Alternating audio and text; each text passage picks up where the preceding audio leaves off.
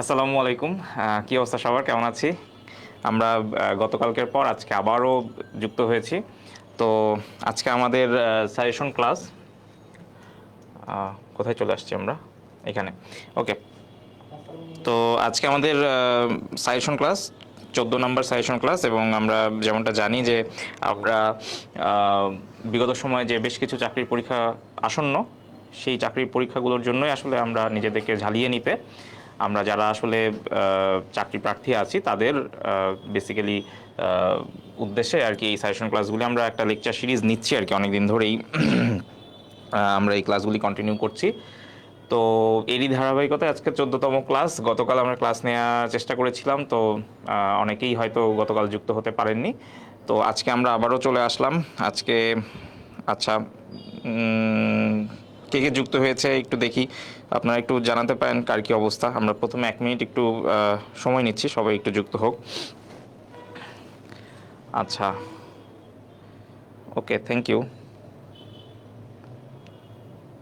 আচ্ছা,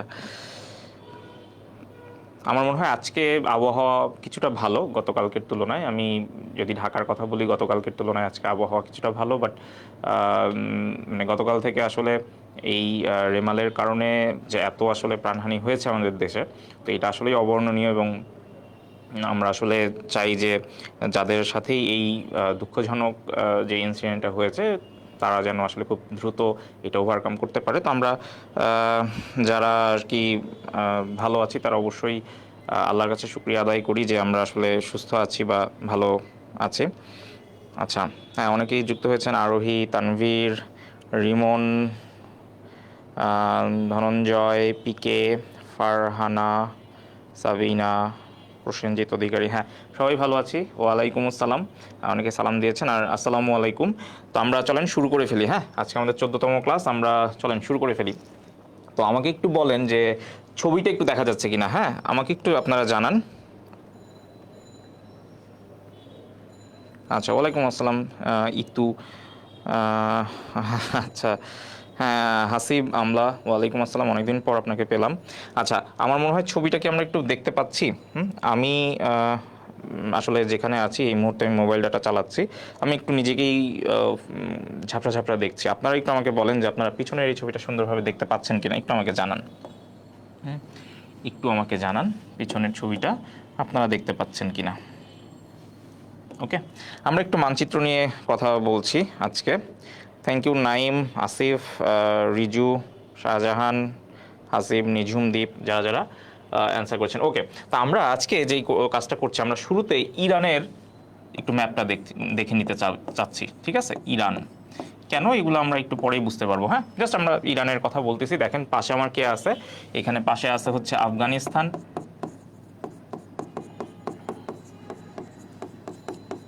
ঠিক আছে, এবং পাশে আছে হচ্ছে পাকিস্তান। ওকে, তাহলে আমরা একটা জিনিস কি বুঝতে পারি যে ইরানের সাথে কারা সীমান্ত শেয়ার করে? আফগানিস্তান এবং পাকিস্তান। আরও আছে, আরও দেশ আছে, জাস্ট আপাতত এই দুটো কান্ট্রি বললাম, যে আফগানিস্তান এবং পাকিস্তান। আমার প্রথম কাজ হচ্ছে, আমি একটু জাস্ট আপনাদেরকে আর একটু ভালো আইডিয়া দেওয়ার জন্য আমি যে কাজটা করব সেটা হচ্ছে আমি ইরানের বর্ডারটা একটু দেখে নিই। ঠিক আছে, ওকে, চলেন ইরানের বর্ডারটা জাস্ট আমি একটু, এখানে যেভাবে আছে আমি জাস্ট একটু এঁকে ফেলি, জাস্ট বোঝার সুবিধার্থে কিছু কথাবার্তা বলবো আর কি।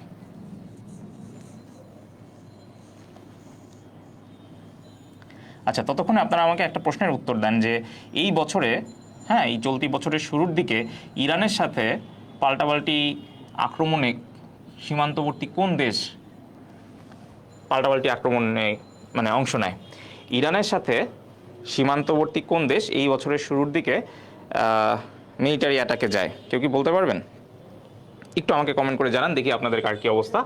ইন দ্য মিন টাইম আমরা এখানে ইরানের মানচিত্রটা দেখে ফেললাম, ইরানের বর্ডার আমরা এঁকে ফেলছি কালো কালিতে। হোপফুলি এটা এখন আরেকটু ভালো বোঝা যাচ্ছে, তাই না?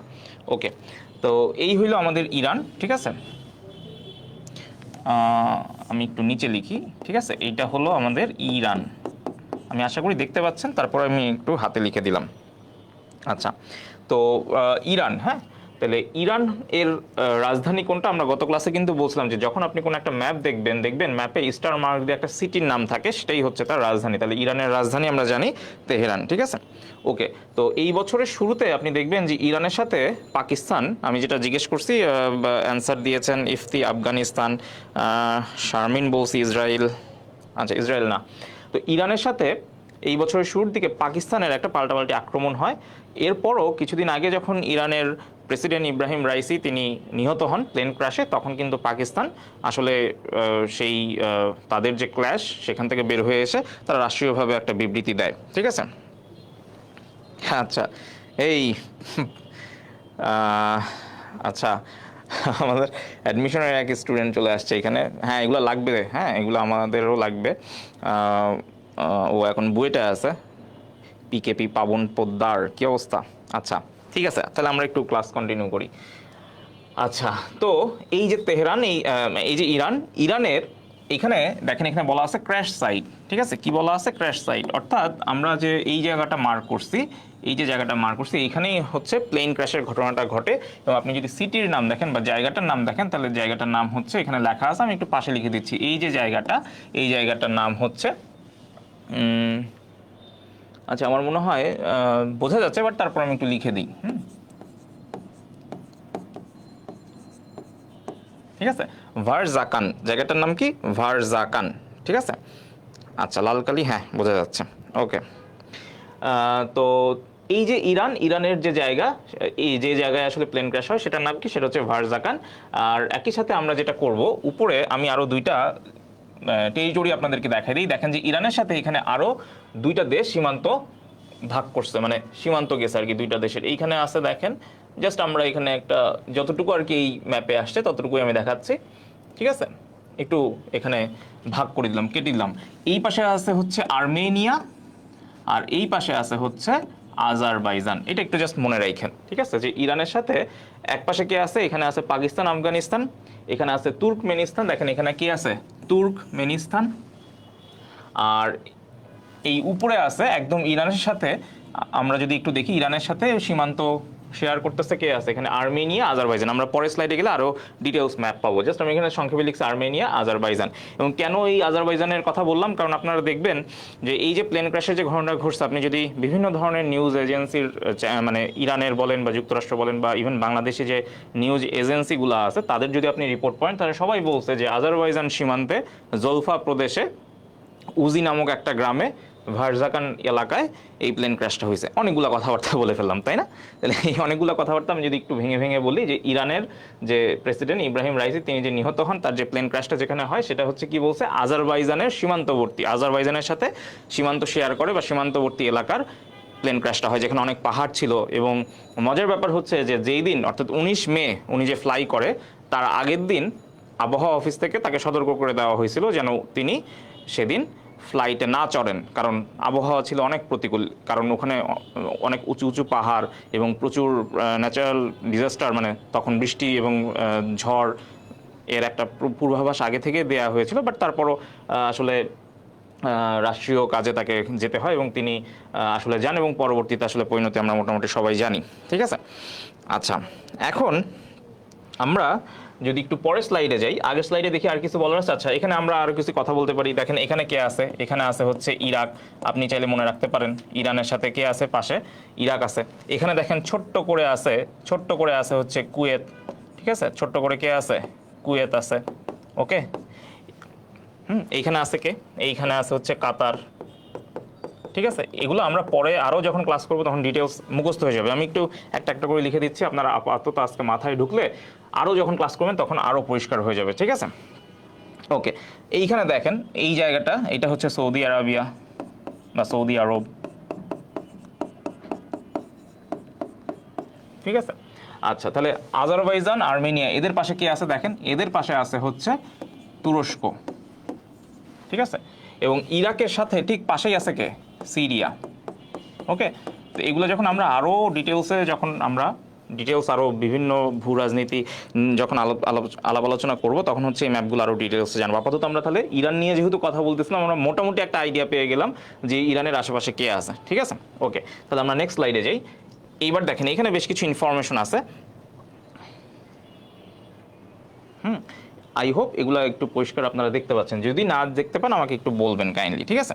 আচ্ছা, এইখানে আমরা যেটা করব সেটা হচ্ছে একটা ইনফরমেশন আমি একটু আপনাদেরকে বলি। এই যে হেলিকপ্টার, এই হেলিকপ্টারটা আমি জাস্ট এমনি মানে এটা মনে রাখতেই হবে এরকম কোনো কিছু না, মনে রাখতে পারলে ভালো, না মনে রাখতে পারলেও কোনো দোষ নাই। যেই হেলিকপ্টারে প্রেসিডেন্ট ইব্রাহিম রাইসি তিনি আসলে চড়েছিলেন, সেই হেলিকপ্টারটার নাম ছিল বেল 212 হেলিকপ্টার। মজার ব্যাপার হচ্ছে এই হেলিকপ্টারটা মার্কিন যুক্তরাষ্ট্রের বানানো এবং পরবর্তীতে সেটা অ্যাসেম্বল হয় কানাডাতে। মানে একদম ইনিশিয়ালি এটা হচ্ছে, এই কোম্পানিটা হচ্ছে, এই হেলিকপ্টারটা যেই কোম্পানির, তাদের মালিকানা হচ্ছে মার্কিন যুক্তরাষ্ট্রের, পরবর্তীতে সেটা কানাডাও সেইটার মালিকানা শেয়ার করে। কিন্তু ইরানের সাথে আপনারা যদি জানেন যে ইরানের সাথে বিভিন্ন দেশের স্যাংশন আছে, এবং এই যে হেলিকপ্টারটা আছে এই হেলিকপ্টারের স্পেয়ার পার্টস এটা আমদানি, হ্যাঁ এই আমদানির বেলাতেও হচ্ছে নিষেধাজ্ঞা আছে ইরানের, ঠিক আছে? তো এটা তো একটা ব্যাপার ছিলই যে এইটা এমন একটা হেলিকপ্টার বা এমন একটা কোম্পানি থেকে আনা বা এমন একটা দেশ থেকে আনা যে দেশ থেকে ইরান কিন্তু কি করতে পারে না, স্পেয়ার পার্টস আনতে পারে নাই কখনোই, মানে তাদের সেই সুযোগটা হয় নাই, কারণ তাদের ইরানের উপরে মার্কিন যুক্তরাষ্ট্র বা কানাডা এদের কি ছিল, এমবার্গো ছিল বা নিষেধাজ্ঞা ছিল।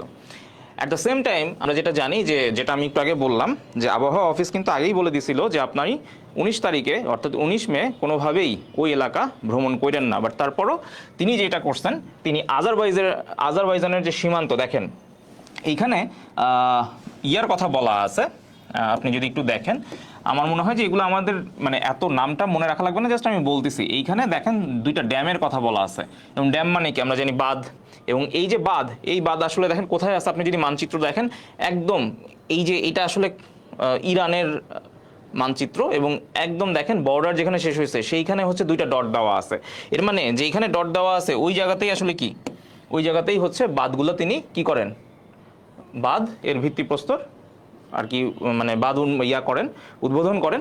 তো এইখান থেকে এই বাঁধ উদ্বোধন করার পরে তার আসার কথা ছিল হচ্ছে তাবরিজ নামক এলাকায়, এবং এই তাবরিজ নামক এলাকায় আসতে গিয়ে তিনি যেটা হয় যে আমাদের এইখানে দেখেন যে মার করা যে জায়গাটা আছে, এই যে এইখানে যে মার করা জায়গা আছে এই জায়গাটাই হচ্ছে প্লেন ক্র্যাশ হয়। তো আপনি এটা প্রশ্ন আসলে কিভাবে আসতে পারে, বিভিন্নভাবেই আসতে পারে, বলতে পারে যে এইটা প্রশ্ন করতে পারে যে জোলফা যে প্রদেশ এটা কোন দেশে অবস্থিত, হ্যাঁ এই প্রশ্ন আসতে পারে। সরাসরি তো আর এইভাবে বলবে না যে উনি কোন প্রদেশে নিহত হয়েছেন, এরকম নাও আসতে পারে। বাট আমরা জাস্ট এটা মনে রাখবো যে জোলফা প্রদেশে, ঠিক আছে? এবং জায়গাটার নাম কি, একটু আগেই আমরা আগের স্লাইডে দেখছি, জায়গাটার নাম কি ছিল বলেন তো? একদম আমার মনে হয় যে এখানে বলা আছে, দেখেন জায়গাটার নাম কি, আমি এটা মার্ক করে রাখি আপনাদের জন্য, তাহলে আপনাদের বুঝতে সুবিধা হবে, ঠিক আছে? এই যে, ঠিক আছে, ভারজাকান। ওকে, তাহলে এরিয়ার নাম হচ্ছে ভারজাকান, আর প্রদেশটা কি ছিল, প্রদেশ হচ্ছে জোলফা প্রদেশ। এখন আপনাকে যদি বলে যে ইভেন আপনি যদি আরেকটু মনে রাখতে চান, এই যে ভারজাকান যে এরিয়াটা আছে, এই ভারজাকান এরিয়া, এই ভারজাকান এরিয়ার কোন গ্রাম, গ্রামের নাম হচ্ছে উজি, ঠিক আছে? গ্রামের নাম কি, গ্রামের নাম হচ্ছে উজি। ওকে, আমরা তাহলে যতটা ডিটেলস পারি আমরা একটু মনে রাখবো, তাহলে এটা আমাদের আসলে বিপদে আপদে কাজে দিবে। কারণ সরাসরি আপনাকে যদি নাও বলে, আপনাকে বলতে পারে যে উজি গ্রামটি কোন দেশে অবস্থিত, আসতেই পারে, ঠিক আছে? তো আমরা এই জিনিসগুলো একটু মনে রাখবো। আর আমরা মোটামুটি সবাই জানি যে ইরানের যে প্রেসিডেন্ট ইব্রাহিম রাইসি তিনি মারা গেছেন, একই সাথে ফরেন মিনিস্ট্রি যিনি দায়িত্বে ছিলেন অর্থাৎ ফরেন মিনিস্টার, তার নামটাও অনেক আসছে। তো এই নামটা একটু মনে রাখেন যে হোসেইন আমির আবদুল্লাহিয়ান, কারণ সবসময় আপনার কমন প্রশ্ন না আসতে পারে, একটু ব্যতিক্রম জিনিসও জানা থাকতে পারে, জেনে রাখতে পারলে ভালো। ওকে, ঠিক আছে। এইবার তাহলে দেখেন এতক্ষণ ধরে আমরা ইরান নিয়ে কথা বললাম, ঠিক আছে? এই যে আমাদের ইরান, এবং আমরা কিন্তু এতক্ষণ ধরে খেয়াল করছি যে ইরানের সাথেই আমরা একটু আগে দেখলাম ইরানের উপরে কে ছিল, এই যে দেখেন আমি বলছিলাম যে একটু পরে ডিটেলস ম্যাপ দেখবো, আর্মেনিয়া আর কে আছে, আজারবাইজান। এবং এই দুইটা দেশের মধ্যে আসলে এই পর্যন্ত প্রায় দুইবার যুদ্ধ সংঘটিত হয়েছে, 1988 সাল থেকে 1994 সাল পর্যন্ত প্রথমবার, এবং পরবর্তীতে 2020 সালে দ্বিতীয়বার, ঠিক আছে? তাহলে আমি কি বললাম, এই জিনিসগুলো অবশ্যই আপনারা মনে রাখবেন যে 1988 থেকে 1994 সালে তাদের মধ্যে কি প্রথমবার যুদ্ধ সংঘটিত হয়, এবং দ্বিতীয় যুদ্ধ হয় 2020 সালে, তখন হচ্ছে আজারবাইজান অ্যাটাক করে, 2023 সালেও আজারবাইজান অ্যাটাক করে। এগুলো আমরা পরে আস্তে আস্তে শিখবো, হ্যাঁ যখন আমরা রেগুলার ক্লাসে যাব তখন আর কি শিখবো, ঠিক আছে? আজারবাইজানের রাজধানী এটা আমরা একটু পরে জানবো, ঠিক আছে? আজারবাইজানের রাজধানীর নাম কি, শাহজাহান, এটা আমরা একটু পরে জানবো, ওগুলো আসবে, হ্যাঁ আস্তে আস্তে আসবে। আচ্ছা, এখন কথা হচ্ছে এই যে আজারবাইজান আর আর্মেনিয়া, হ্যাঁ আপনি দেখেন দুইটাই কিন্তু কি ম্যাপ দেখতে পাচ্ছেন, বাট মজার বিষয় হচ্ছে আজারবাইজানের কথা যদি বলি, আজারবাইজানের আমি যদি আপনাকে মানচিত্র একটু বুঝাই দিতে চাই, তাহলে আজারবাইজানটা যেই লাল মার্ক করা অলরেডি আছে সেইটার সাথে আমি এখন যতটুকু মার্ক করতেছি এইটা হচ্ছে আর্মেনিয়ার বাউন্ডারি, ঠিক আছে। এখন মাঝখানে এই যে জায়গাটা আছে, হ্যাঁ এই জায়গাটা কি, এই জায়গাটা হচ্ছে আজারবাইজানের, আবার এখানে কে আছে, এখানেও আছে আজারবাইজান, মাঝখান দিয়ে আসলে এই যে লাল যে পোর্শনটুকু আপনি দেখতে পাচ্ছেন এইটাই হচ্ছে আর্মেনিয়া, ঠিক আছে। এবং এখানে একটা লেক আছে, এটার নাম হচ্ছে সেভান লেক, এটা আমরা পরের স্লাইডে দেখব। আর এইখানে আমরা জানি যে আজারবাইজান এবং আর্মেনিয়ার মধ্যে যেহেতু আসলে দেখতেই পাচ্ছেন ডিমার্কেশনটা এমন, আজারবাইজানের মাঝখানে আর্মেনিয়া ঢুকে গেছে, স্বাভাবিকভাবেই এখানে একটু মারামারি হবেই, সীমান্ত নিয়ে বা দখলদারিত্ব নিয়ে একটু ঝামেলা হবেই। তো এই আজারবাইজান এবং আর্মেনিয়ার মধ্যে আসলে রাশিয়া, আমরা গত ক্লাসে পড়ছি যে আজকে তো 14তম ক্লাস, 12 নম্বর ক্লাসে আমরা পড়ছিলাম যে সোভিয়েত ইউনিয়ন 1991 সালে যখন ভেঙে যায় তখন 15টা রাষ্ট্র আলাদা হয়। সেই 15টা রাষ্ট্রের মধ্যে দুইটা হচ্ছে, একটা হচ্ছে আজারবাইজান, একটা হচ্ছে আর্মেনিয়া। তো এই আজারবাইজান এবং আর্মেনিয়ার মধ্যে আমরা জানি যে এই আজারবাইজান এবং আর্মেনিয়ার মধ্যে আসলে দীর্ঘদিন ধরেই আসলে ঝামেলা, এবং সেটা হচ্ছে আমরা জানি যে নাগার্নো কারাবাখ নিয়ে আমরা জানি যে ওখানে একটা জায়গা আছে, হ্যাঁ এই দুই দেশের মাঝখানে এই জায়গায় আসলে একটা জায়গা আছে যেটাকে আমরা বলি হচ্ছে নাগার্নো কারাবাখ, এটা একটু পরে আমরা জানবো, যেটা আসলে করিডোর বা ছিটমহল বলতে পারি, ঠিক আছে। আচ্ছা, তো মোটামুটি একটা আইডিয়া আমরা নিলাম, এখন আমরা তাহলে যাই পরের স্লাইডে যাই, দেখেন কি বলছে। বলছে যে Manat is the currency of which country. আচ্ছা দেখেন এটা কোথায় আসছে, এটা জাস্ট এই যে গত শুক্রবারে আমাদের যে ব্যাংকের পরীক্ষাটা হয়, গত শুক্রবারে যখন আমাদের ব্যাংকের পরীক্ষাটা হয় তখন এই প্রশ্নটা আসছিল, হ্যাঁ যে Manat is the currency of which country, ঠিক আছে, এই যে গত শুক্রবারে যে পরীক্ষাটা হয়, ওকে। আচ্ছা এটা একটু অ্যান্সার করতে সবাই ঝটপট আমাকে একটু অ্যান্সার করে দেন, দেখি যে কার কি অবস্থা, এটা আমরা পারতেছি কিনা।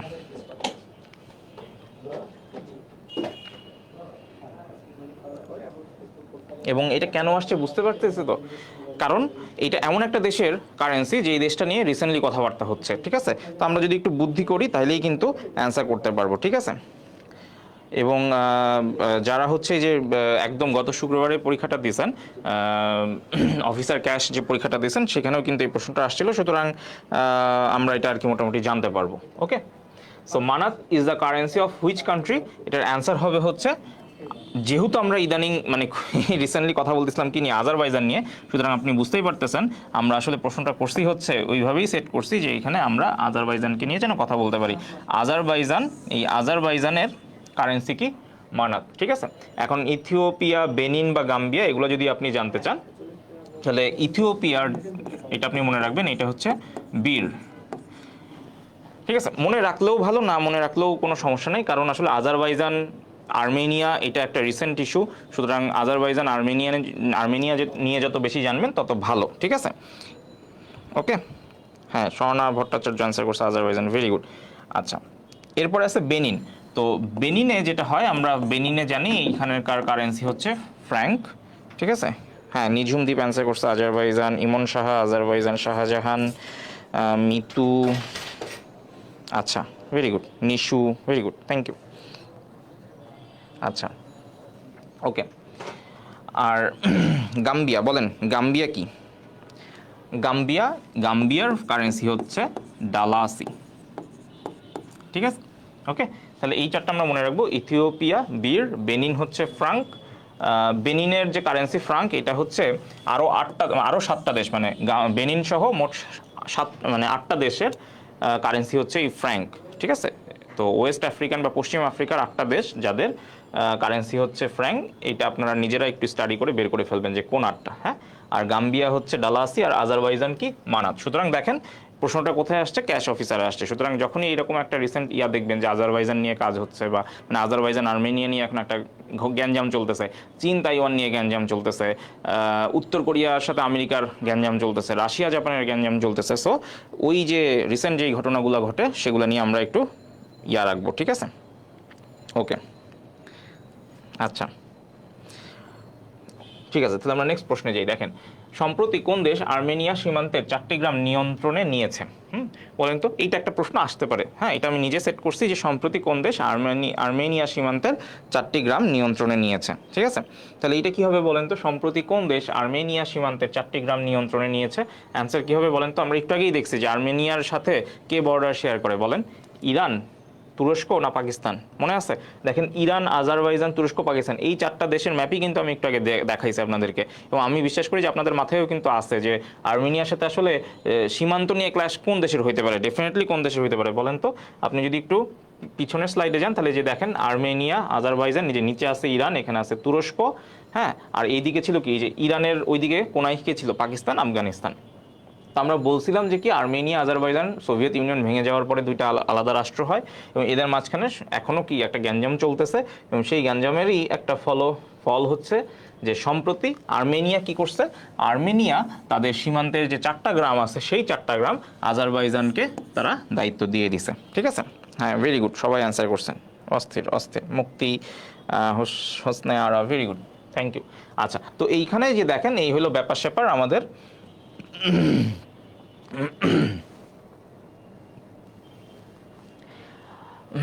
এই যে দেখেন আজারবাইজান, আর এইখানে আছে হচ্ছে আর্মেনিয়া। তো একদম ওই যে সীমান্তের দিকে, হ্যাঁ, আজারবাইজান এবং আর্মেনিয়ার যে একদম উপরের দিকে, অর্থাৎ জর্জিয়ার সাথে যেখানে আসলে তারা সীমান্ত প্রায় ক্লোজ হয়ে গেছে, এই জায়গাটাই হচ্ছে ছোট ছোট 4টা গ্রাম তারা হচ্ছে আজারবাইজানকে হস্তান্তর করছে। ঠিক আছে, ওকে। আর আজারবাইজানকে যে হস্তান্তর করছে, এই দিকে যে জায়গা আছে, হ্যাঁ, এটা হলো আজারবাইজান, আর এই হলো আর্মেনিয়া। আর্মেনিয়ার রাজধানীর নাম কি? ইয়েরেভান। ঠিক আছে, এটা কিন্তু রাজধানী। আর্মেনিয়ার রাজধানীর নাম কি? ইয়েরেভান। ওকে, আচ্ছা। তো এইখানে আপনার কিছু জায়গা আছে যেটাকে আমি বলতেছিলাম ওই যে নাগোর্নো কারাবাখ। ঠিক আছে, একটু পরে আমরা ওটা দেখব। ওকে, এবার বলেন আজারবাইজানের রাজধানী কোনটি? এটাও কিন্তু আমাদের ম্যাপে ছিল, তাই না? এটাও কিন্তু আমাদের ম্যাপে ছিল। আমি বলছিলাম যে ম্যাপে স্টার মার্ক দিয়ে দেওয়া ছিল। আজারবাইজানের রাজধানী কোনটি বলেন তো? এখানে অপশন আছে 4টা। আজারবাইজানের রাজধানী কোনটি? আজারবাইজানের রাজধানী হচ্ছে, আমরা দেখছিলাম যে বাকু। ঠিক আছে, এটা ওই যে হাসিব মনে হয় অ্যান্সারও করে দিয়েছিল, একজন প্রশ্ন করছিল আজারবাইজানের রাজধানী কোনটি? বাকু। আর ইয়েরেভান এটা কার? এটা আমরা একটু আগেই দেখলাম, কার রাজধানী? আর্মেনিয়া। ঠিক আছে, ওকে।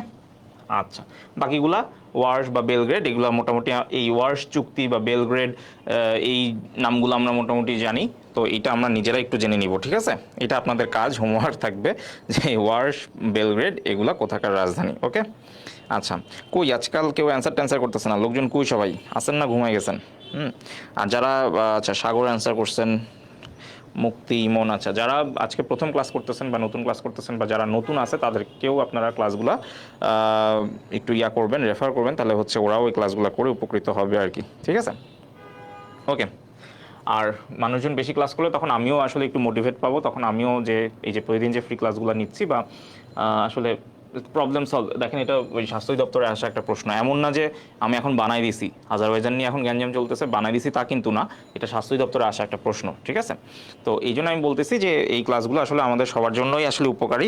সো চেষ্টা করবেন যে যারা আসলে নতুন পুরাতন সবাইকেই একটু নিয়ে আর কি ক্লাসগুলো করলে তখন আমার একটু মোটিভেশন কাজ করবে। বেশি মানুষজন দেখলে তখন আমারও গুছায় ক্লাস নিতে আরও কাজ করে, মানে তখন আরও ইন্সপিরেশন কাজ করে। হ্যাঁ, থ্যাংক ইউ নাসিম। হ্যাঁ, ওয়ালাইকুম আসসালাম, ভালো আছি। নেক্সট প্রশ্নে চলে যাই, চলেন। এখন খেয়াল করেন, আচ্ছা, এই যে দেখেন এই যে ম্যাপটা, এই ম্যাপটাতে কি বলছে? Armenia returns 4 border villages to Azerbaijan. ঠিক আছে, তাহলে আর্মেনিয়া কি করছে? তারা মানে সীমান্তের 4টা গ্রাম কাকে দিছে? আজারবাইজানকে হস্তান্তর করে দিছে। ঠিক আছে, ওকে, আচ্ছা। তো এইখানে এই যে দেখেন এখানে যে গোল্লা গোল্লা মার্ক করা আছে, এগুলা হচ্ছে কি ওই 4টা গ্রাম। ঠিক আছে, গ্রামের নাম আমাদের জানার দরকার নেই, এটা আমরা মনে রাখবো না। আচ্ছা, এখন কথা হইতেছে যে এই যে এই গোলাপি শেড করা যে জায়গাগুলো দেখতেছেন, এগুলো আর্মেনিয়ার ভিতরে, বাট এগুলা দখলে আছে কার? আজারবাইজানের। একইভাবে আজারবাইজানের ভিতরে মানে পড়ে গেছে কিছু জায়গা যেটা আবার আর্মেনিয়ার কর্তৃত্বে আছে। ঠিক আছে, তো যেটাকে আমরা বলি হচ্ছে যে নাগোর্নো কারাবাখ করিডোর। হ্যাঁ, এই টোটাল যে ছবিটা, এই ছবিটা আমি দেখেন কোথা থেকে আনছি? ছবিটা আনছি হচ্ছে AFP। এবং আমরা যারা আমার প্রিভিয়াস ক্লাসগুলো করছেন, আমরা একদিন হচ্ছে সংবাদ সংস্থা নিয়ে বিভিন্ন জায়গায় আসা প্রশ্নগুলো সলভ করছিলাম। তো AFP আমরা জানি এটা একটা নিউজ এজেন্সি, তাই না?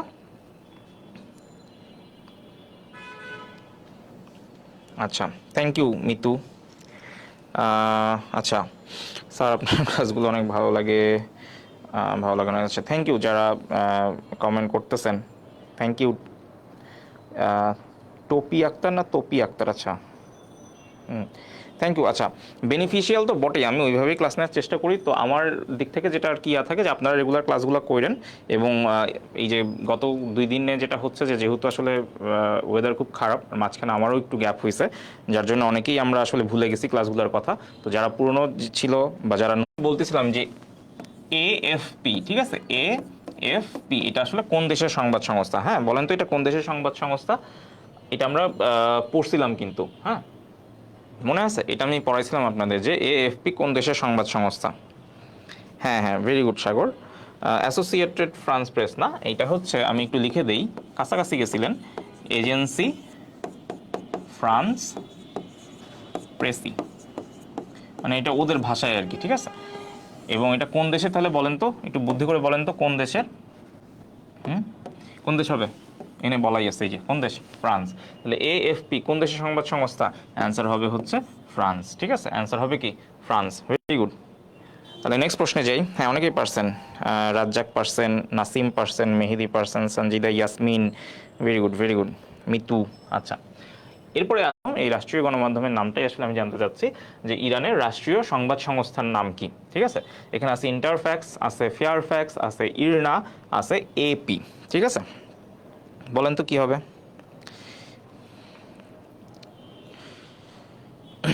বলেন কি হবে? লাইভগুলো মনে হয় আপনাদের কাছে পৌঁছাচ্ছে না, হ্যাঁ আপনারা কেউ কমেন্ট করতেছেন না, অ্যান্সার দিচ্ছে না। ঝটপট অ্যান্সার করেন, ঝটপট অ্যান্সার করেন, হ্যাঁ তো আমি ঘুমাই যাব, এমনি বাইরে ঠান্ডা ঠান্ডা ওয়েদার, আপনারা কথা না বললে তো আমি ঘুমাই যাব। ইরানের রাষ্ট্রীয় সংবাদ সংস্থার নাম কি? আচ্ছা তুষার বলছে ইরনা, ভেরি গুড তুষার, ভেরি গুড, ইরনা, ঠিক আছে, ইরনা। ইরনা হচ্ছে ইরানের রাষ্ট্রীয় সংবাদ সংস্থা, ভেরি গুড জোস তুষার। হ্যাঁ নিশুও পারছে, ভেরি গুড। ইন্টারফ্যাক্স, ইন্টারফ্যাক্স কি? ইন্টারফ্যাক্স হচ্ছে এটা রাশিয়ার নিউজ এজেন্সি। কার? রাশিয়ার নিউজ এজেন্সি। আচ্ছা, ফেয়ারফ্যাক্স এটা কোনো সংবাদ সংস্থা না, ঠিক আছে, ফেয়ারফ্যাক্স কোনো সংবাদ সংস্থা না, এটাও আমি আপনাদেরকে পড়াইছিলাম, এটাও কোনো একটা পরীক্ষায় আসছিল। ফেয়ারফ্যাক্স হচ্ছে ইউএস এর একটা গোয়েন্দা সংস্থা, ঠিক আছে, ওকে, গোয়েন্দা সংস্থা, ওকে। আচ্ছা, আর এপি কি? এপিটা হচ্ছে যে একটু আগে একজন আর কি এপি আর এএফপি গুলাই ফেলছিল। এপি এটার ফুল ফর্ম হচ্ছে অ্যাসোসিয়েটেড প্রেস,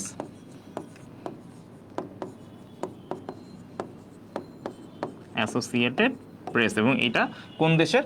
এইটার মালিকানা হচ্ছে ইউএসএর, ইউএসএ বেসড। এই নিউজ এজেন্সিটা হচ্ছে ইউএসএ বেসড। ইন্টারফ্যাক্স কার? রাশিয়ার। ফেয়ারফ্যাক্স কি? ইউএসএর তাহলে না, না। ফেয়ারফ্যাক্স কি? ফেয়ারফ্যাক্স কিন্তু এটা একটা গোয়েন্দা সংস্থা, ঠিক আছে। তো গোয়েন্দা সংস্থার কাছে যদি খবর জানতে চান তাহলে কিন্তু ওরা একদম আপনাকে আচ্ছা মতো আপনারই খবর করে দিবে, ঠিক আছে। তো এই কাজ করা যাবে না। ইন্টারফ্যাক্স হচ্ছে গোয়েন্দা মানে নিউজ এজেন্সি, তার কাছে আপনি সব ধরনের সবার মানে মানে কি বলে একদম আপডেটেড নিউজ সবার আগে পাবেন, ঠিক আছে। কিন্তু ফেয়ারফ্যাক্সের কাছে গিয়ে যদি, ওই গোয়েন্দা সংস্থার কাছে গিয়ে যদি এরকম কোনো খবর চান, ওরা আপনার খবর করে দিবে, 12টা বাজায় দিবে আর কি। ইরনা, ইরনার আমরা চলেন এটার একটু ইয়াটা দেখে আসি। এই হইল লোগো, ইরনা দি ইসলামিক রিপাবলিক নিউজ এজেন্সি, এবং লোগোর মধ্যে দেখেন 1934 আছে, মানে বুঝতে পারতেছেন 1934 সালে ওরা প্রতিষ্ঠা লাভ করে। এই সাল আমার মনে রাখার দরকার, আমি জাস্ট এটা মনে রাখবো যেহেতু রিসেন্ট ঘটনা, ইরানকে নিয়ে অনেক কিছু ঘটতেছে। সো এবং সংবাদ সংস্থা নিয়ে আমার ক্লাস যারা প্রথম থেকে করে আসেন, সংবাদ সংস্থা নিয়ে অনেক প্রশ্ন আসে। সো আমরা মনে রাখবো যে ইরানের সংবাদ সংস্থা হচ্ছে দি ইসলামিক রিপাবলিক নিউজ এজেন্সি বা ইরনা, ওকে। ওয়ালাইকুম আসসালাম তাসনিম, কী অবস্থা?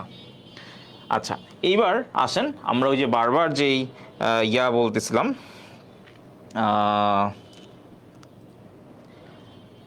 নাগার্নো কারাবাখ যে কথাটা বলতেছিলাম সেইটাতে আমরা চলে আসছি, ঠিক আছে। তো এই হইল আমাদের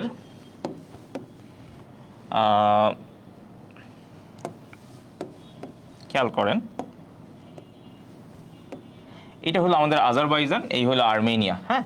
তো খুব ভালোভাবে বুঝতেছি আমরা যে যেটা হচ্ছে একটু হলুদ বা কমলা কালারের যে শেড পাচ্ছেন সেটা হচ্ছে কি আজারবাইজান, এবং দেখেন এই পাশে আজারবাইজান আছে, আবার দেখেন এই পাশে কি আছে, আজারবাইজান আছে, হ্যাঁ।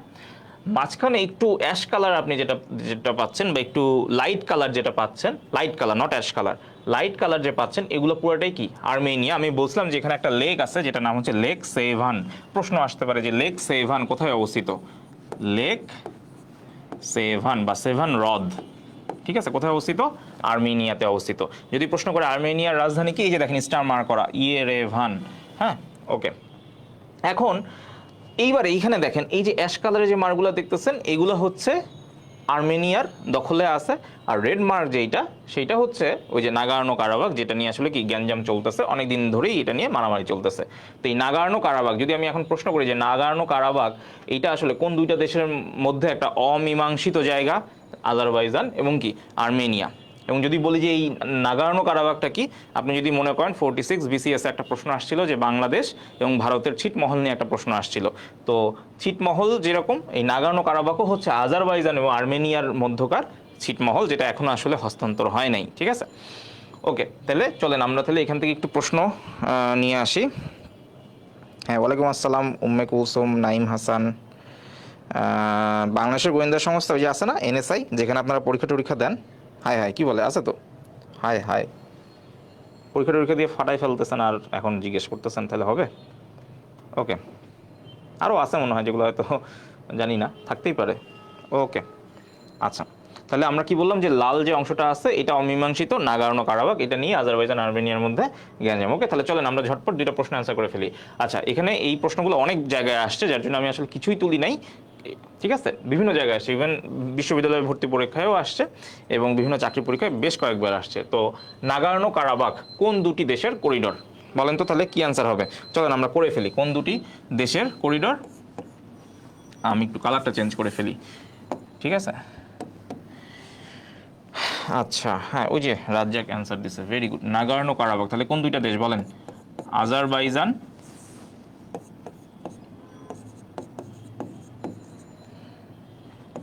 আজারবাইজান এবং আর্মেনিয়া, ঠিক আছে। আপনারা কি কমেন্টে অ্যান্সার জানাই ফেলছেন? আজারবাইজান এবং আর্মেনিয়া, হ্যাঁ, জোস, নিশ্চয় জোস। আচ্ছা, হ্যাঁ, ভেরি গুড। মেহেদি, তুষার, অস্থির অস্থির। হ্যাঁ, ইমন, ভেরি গুড। ওকে,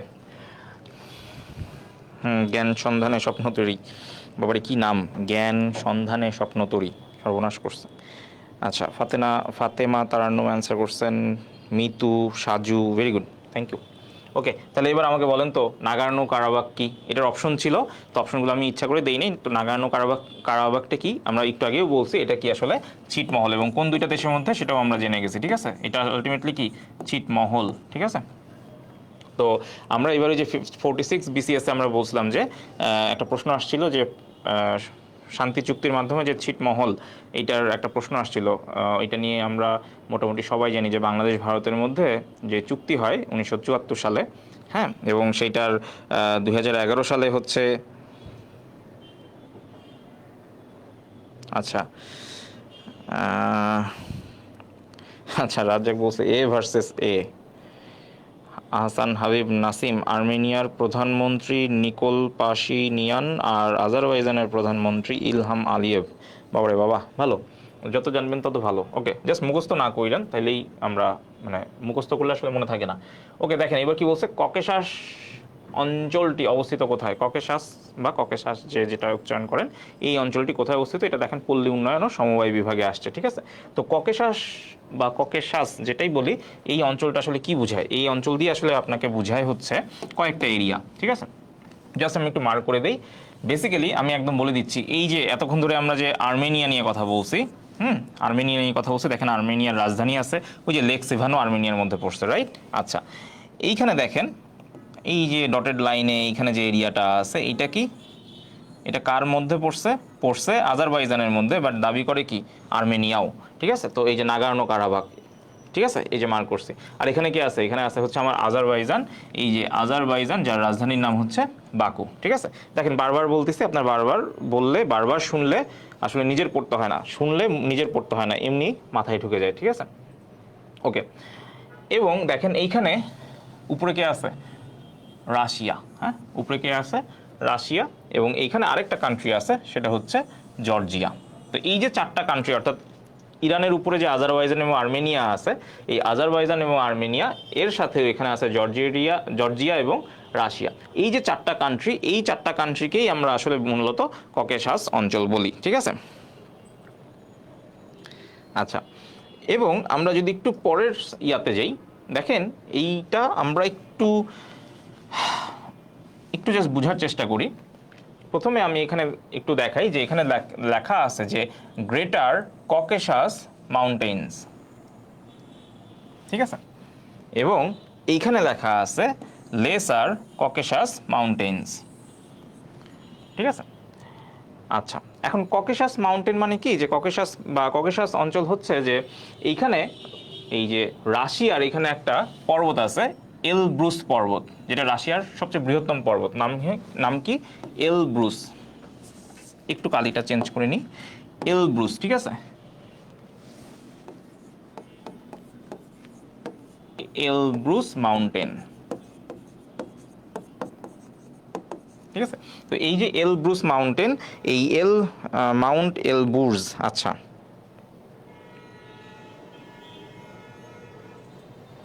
আচ্ছা, তো এই যে গ্রেটার ককেশাস মাউন্টেন্স এবং লেসার ককেশাস মাউন্টেন্স মানে হচ্ছে যে আসলে সি লেভেল থেকে তারা কতটুকু উঁচুতে আছে, এগুলো আসলে কিছু পর্বত এলাকা, ঠিক আছে। আপনি এইখানে যে একটু রেডিশ বা একটু যে ইয়েলো, একটু গাঢ় গাঢ় যে কালারের একটা রেখা দেখতে পাচ্ছেন, এইটা হচ্ছে পর্বত এলাকা।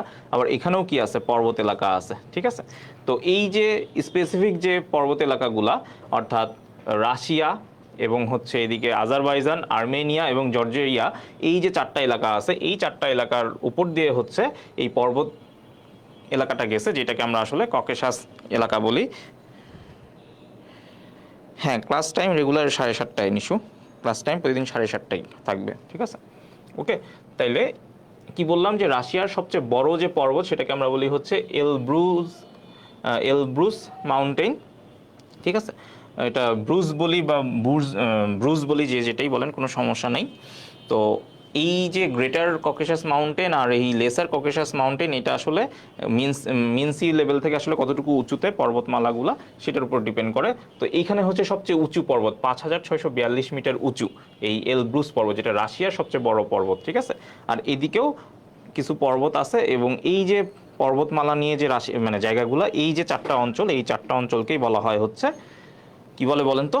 ককেশাস অঞ্চল। এবং এখানে এই এলব্রুস পর্বত আছে, আর এখানে আছে হচ্ছে প্লেটো, এখানে আছে প্লেটো, এবং এখানে আছে আর্মেনিয়ান হাইল্যান্ড, হ্যাঁ, সাদা মার্কিং।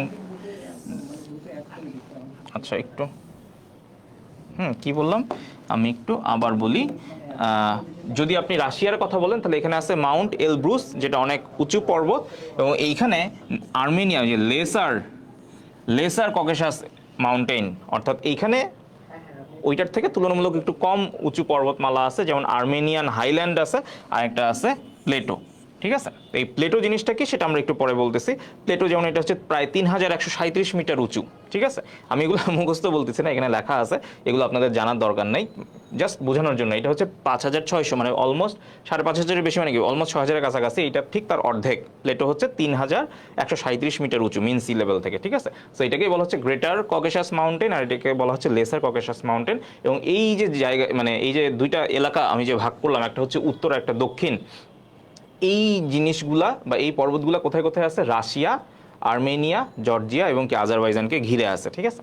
সো আমি যদি প্লেটোটা বোঝার চেষ্টা করি, দেখেন এখানে বলা আছে প্লেটো মানে হচ্ছে এলিভেটেড ল্যান্ড, অর্থাৎ একটা প্লেন ল্যান্ড থেকে হঠাৎ করে যে একটা উঁচু এরিয়া চলে গেল, ঠিক আছে। এটা হচ্ছে আমার প্লেন সারফেস, খেয়াল করেন, এগুলো ভূগোলের ক্লাস আমরা আরও ডিটেলস পড়বো। তো এটা হচ্ছে আমার কি প্লেন সারফেস, হঠাৎ করে আমি কি এখানে উঁচু উঁচু কিছু ল্যান্ড পাচ্ছি। তো এই যে আমার যে এই যে এরিয়াটা, এই যে সারফেসটা হঠাৎ করে যে কি আমার ল্যান্ডটা এলিভেট হইলো, আপরাইজ করলো, এইটাকেই আমরা বলি হচ্ছে প্লেটো, ঠিক আছে। তো এগুলো নিয়ে আমরা ডিটেলস পড়বো আরও, হ্যাঁ। আচ্ছা, তাহলে এইবার আমাকে বলেন তো যে কৃষ্ণ সাগরের তীরবর্তী নয় কোন দেশ? কৃষ্ণ সাগরের তীরবর্তী নয় কোন দেশ? আচ্ছা, এইখানে অপশনগুলো মনে হয় একটু, এই দুইটা মনে হয় অপশন একটু আছে, ঝামেলা আছে। আমি আপনাদেরকে অপশন দিয়ে দিই বেটার। তো তো এইটা আগে আমরা একটু দেখি যে কৃষ্ণ সাগর কোত্থেকে আসলো হঠাৎ করে।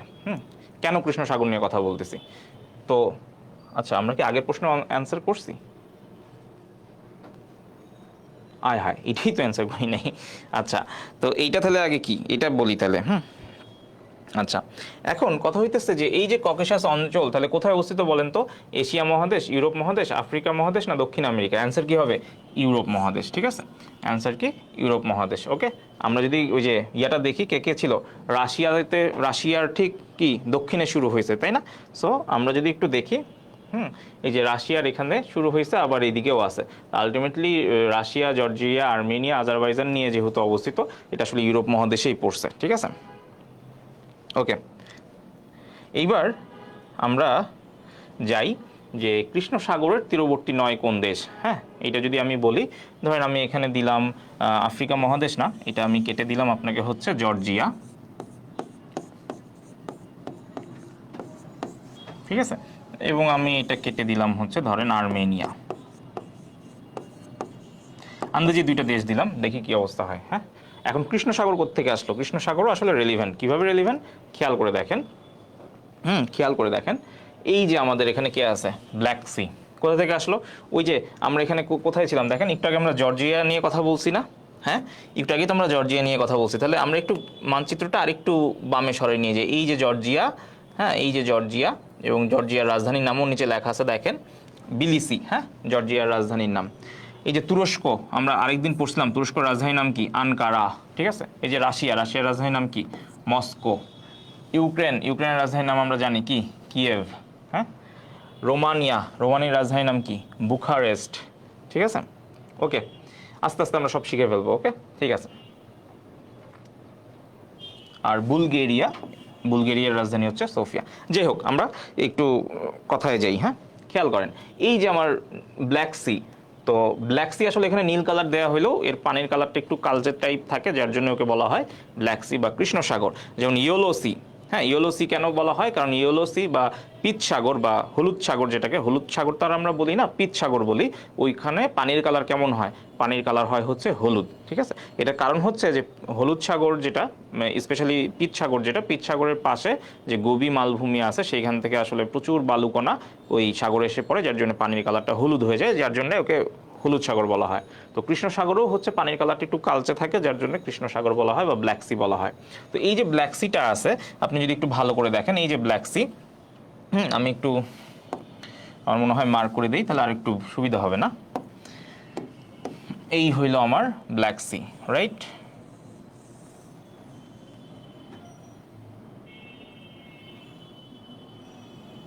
ওকে, এখন এই যে ব্ল্যাক সি, এই ব্ল্যাক সি, তাহলে বলেন তো ব্ল্যাক সির আশেপাশে কে আছে? রোমানিয়া আছে, বুলগেরিয়া আছে, এইদিকে আছে ইউক্রেন, মলডোভা, রাশিয়া, ক্রিমিয়া তো একটা গ্যাঞ্জাম এলাকা, জর্জিয়া, তুরস্ক। ঠিক আছে, তাহলে এখানে যদি আমরা মোটামুটি একটু আগের স্লাইডে যাই, জর্জিয়ার পাশে কিন্তু আর্মেনিয়াও আছে। হ্যাঁ, সো যদিও ব্ল্যাক সি সরাসরি আর্মেনিয়ার সাথে না, তাহলে আমি এখানে যে কাজটা করি, আমি এখানে আর্মেনিয়া বাদ দিয়ে বুলগেরিয়া দিয়ে দিই, রাইট? তাহলে আমাদের সুবিধা হয়। আমি তাহলে এখানে অপশন আরেকটা দিয়ে দিচ্ছি, বুলগেরিয়া। ওকে, এবার আমাকে বলেন তো তাহলে কৃষ্ণ সাগরের তীরবর্তী নয় কোন দেশে? দেখেন জাহাঙ্গীরনগর, হ্যাঁ জাহাঙ্গীরনগর বিশ্ববিদ্যালয়ে ভর্তি পরীক্ষায় একবার আসছিল। ঠিক আছে, তো এই যে জাহাঙ্গীরনগর বিশ্ববিদ্যালয়ে আসছে যে কৃষ্ণ সাগরের তীরবর্তী নয় কোন দেশ, তাহলে দেখেন ইউক্রেনকে আমরা পাইছি। হ্যাঁ, রাইট, আমরা ইউক্রেনকে পাইছি, আমরা জর্জিয়াকে একটু আগে দেখছি, বুলগেরিয়াকে দেখছি, কিন্তু কোথাও কিন্তু স্লোভাকিয়াকে পাই নাই। সুতরাং আমার কৃষ্ণ সাগরের তীরবর্তী নয়, দেখেন এখানে কৃষ্ণ সাগরের কোথাও কিন্তু কে নাই? স্লোভাকিয়া নাই। ঠিক আছে, এবার আসেন একটা একটা করে ছোট ছোট জিনিস জানি। খেয়াল করেন, এই যে এইখানে আমি জাস্ট এই জায়গাটা একটু কালো মার্কটা উঠাই দিতে চাই।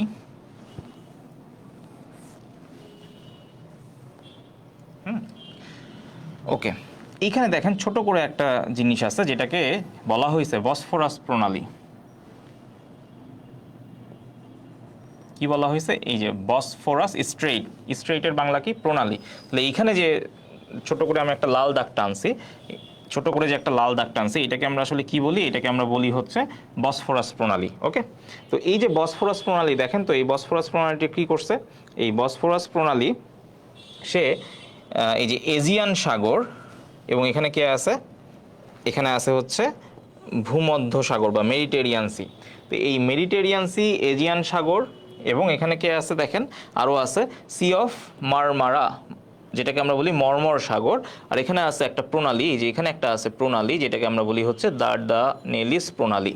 ঠিক আছে, তাইলে মোটামুটি আমরা বেশ কিছু জিনিস এখানে জানলাম যে ব্ল্যাক সি এর সাথে এখানে একটা আছে প্রণালী।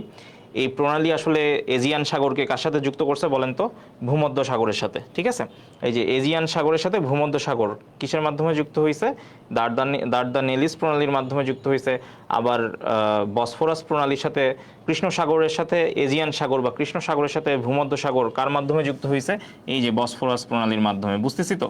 হ্যাঁ, এই যে কৃষ্ণ সাগর, এই কৃষ্ণ সাগরের সাথে ভূমধ্য সাগর কিসের মাধ্যমে যুক্ত হয়েছে? বসফরাস প্রণালী। বা যদি প্রশ্ন করে ব্ল্যাক সি, কৃষ্ণ সাগর আর এজিয়ান সাগর কিভাবে যুক্ত হয়েছে, উত্তর কিন্তু বসফরাস প্রণালী। ঠিক আছে, তাহলে আমি যদি একটু এখন প্রশ্নে যাই, দেখেন কোন প্রণালী ভূমধ্য সাগর ও কৃষ্ণ সাগরকে যুক্ত করছে? আমি একটু আগে বলছিলাম, হ্যাঁ দেখেন এই যে কৃষ্ণ সাগর আর এই যে ভূমধ্য সাগর। ঠিক আছে, আমি জায়গাটা পরিষ্কার করি।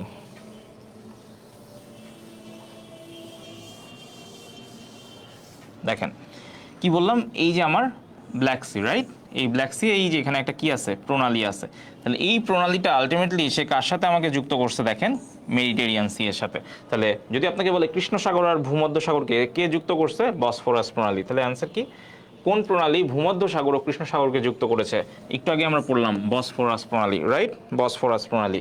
হ্যাঁ, আচ্ছা চলেন তো পরের প্রশ্নটা দেখি কি বলছে। দার্দানেলিস প্রণালী সংযুক্ত করেছে কাকে কাকে? অপশনগুলো দেখেন, তাহলেই আপনি বুঝতে পারবেন।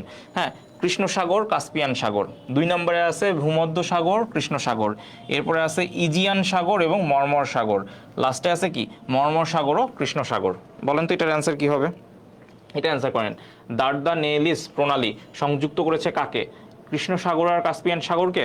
এটা মনে হয় হওয়ার কথা না, তাই না? কারণ কাস্পিয়ান সাগরটা আমরা জানি, কাস্পিয়ান সাগরটা আসলে ওই যে আজারবাইজানের ডান পাশে ছিল, আমরা একটা ম্যাপ দেখছিলাম, তাই না? তো আজারবাইজানের ডান পাশে ছিল, কাস্পিয়ান নিয়ে আমরা আসলে আজকে পড়িও নাই, সো এটা হওয়ার সুযোগ কম।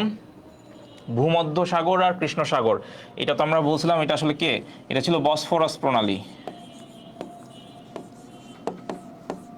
ঠিক আছে, কিন্তু আপনাকে বলছে দার্দানেলিস প্রণালী। তো দার্দানেলিস প্রণালীর জায়গাটা কোথায়, অবস্থান কোথায় চলুন তো দেখি। হ্যাঁ,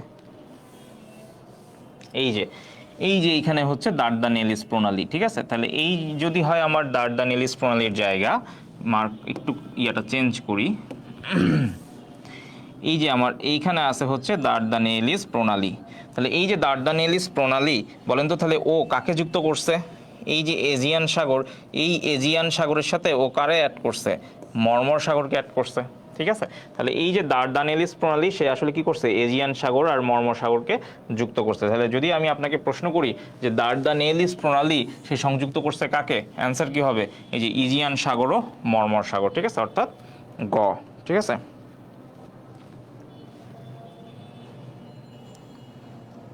এটা কি বোঝা গেছে? জুম করে দেখাবো? জুম কি হবে? জুম করতে গেলে অন্যরকম হয়ে যাচ্ছে।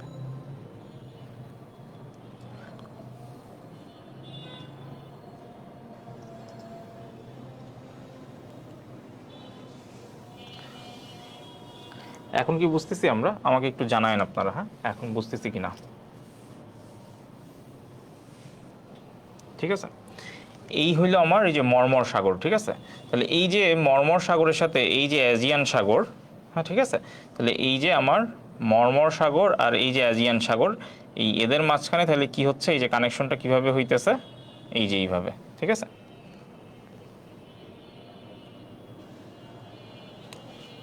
ওকে বুঝতে পারছি। এই যে এখানে কে আছে? এখানেই আছে হচ্ছে দার্দানেলিস প্রণালী। ঠিক আছে,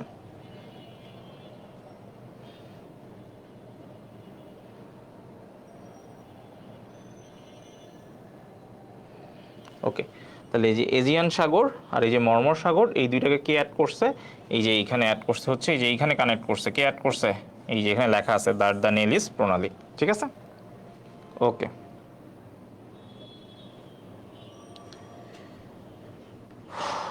ওকে, ঠিক আছে, তাইলে আমরা নেক্সট প্রশ্নে অ্যাডভান্স করি।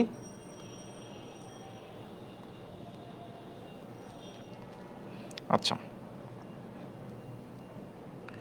ওকে, চলেন নেক্সট কি প্রশ্ন আছে দেখি।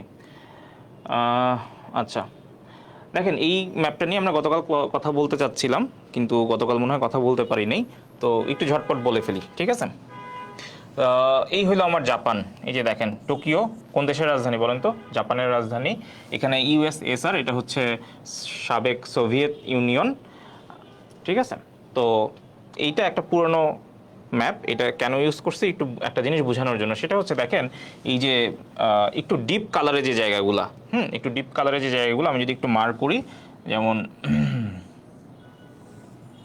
এই যে এখানে যা যা দেখতে পাচ্ছেন এই পুরোটাই আসলে কার দখলে? জাপানের দখলে, ঠিক আছে। আমরা জানি যে প্রথম জাপান এবং চীন প্রথম যুদ্ধে লিপ্ত হয় হচ্ছে 1894 সালে, এবং দ্বিতীয় যুদ্ধ হয় তাদের মধ্যে 1937 সালে, ঠিক আছে। তো 1894 সালে যখন প্রথমবারের জন্য যুদ্ধে লিপ্ত হয়, 1894 সালে হচ্ছে প্রথম কি হয়, চীন এবং জাপান যুদ্ধে লিপ্ত হয়, চীন এবং জাপান, ঠিক আছে।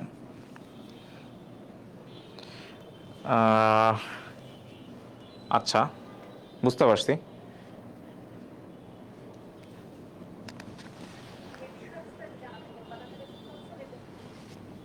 আচ্ছা, তো 1894 সালে হচ্ছে চীন এবং জাপান যখন প্রথমবার যুদ্ধে লিপ্ত হয়, তখন কি হয়, চীন হেরে যায়, মনে আছে? এটাকে আমরা বলছিলাম প্রথম সিনো জাপানিজ যুদ্ধ, ঠিক আছে, ফার্স্ট সিনো জাপানিজ ওয়ার, যেটা আমরা গত ক্লাসে পড়ছিলাম। তো 1894 সালে যখন চীন জাপান যুদ্ধে লিপ্ত হয়, চীন তো হেরে যায়। তাহলে চীন যখন হেরে যায় তখন জাপান কি করে, এই যে চায়নার যে এইগুলো কিন্তু এখন চায়নার অংশ, বাট ওই সময় কি জাপান দখল করে ফেলে, ঠিক আছে, জাপানের দখলে চলে আসে। একই সাথে এইখানে খেয়াল করেন এই যে জায়গাটা 1931 সালে জাপান হচ্ছে মাঞ্চুরিয়া নামে একটা জায়গা দখল করে, এবং এই মাঞ্চুরিয়া যে জায়গাটা সেটাকে তারা হচ্ছে নিজস্ব একটা নাম দেয় মাঞ্চুকুয়ো। মাঞ্চুরিয়া, যেটাকে মাঞ্চুরিয়া বলা হয়, এই মাঞ্চুরিয়া নিয়ে আসলে রাশিয়ারও অনেক লোভ ছিল, কারণ মাঞ্চুরিয়া যে জায়গাটা ছিল এটা এখানে অনেক প্রাকৃতিক সম্পদ বা খনিজ ছিল, যার জন্য এইটার এই স্টেটের উপরে অনেকেরই আসলে লোভ ছিল। তো জাপান কি করলো, এইটা দখল করে ফেললো। ওই চীন জাপান যখন যুদ্ধে জয়ী হয়, মানে চীন এবং জাপান যখন 1894 সালে যুদ্ধে লিপ্ত হয়, চীন যখন হেরে যায়, তখন এখানে দেখেন একটা জিনিস আছে, এটা আমার মনে হয় আপনারা দেখতে পাচ্ছেন, ফরমোসা পাচ্ছেন কি?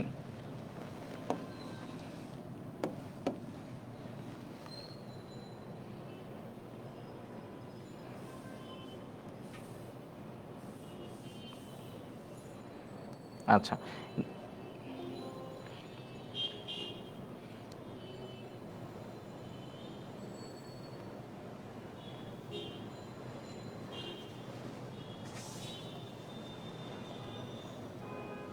আচ্ছা,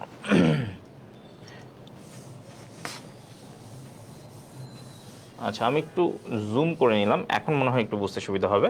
তো যেটা বলতেছিলাম যে যখন 1894 সালে চায়না জাপানের কাছে হেরে যায়, তখন এই যে ফরমোসা নামে যে জায়গাটা আছে, যেটাকে বর্তমানে বলা হয় তাইওয়ান, এই ফরমোসার দখল নিয়ে নেয় কে? ফরমোসার দখল নিয়ে নেয় হচ্ছে জাপান, ঠিক আছে।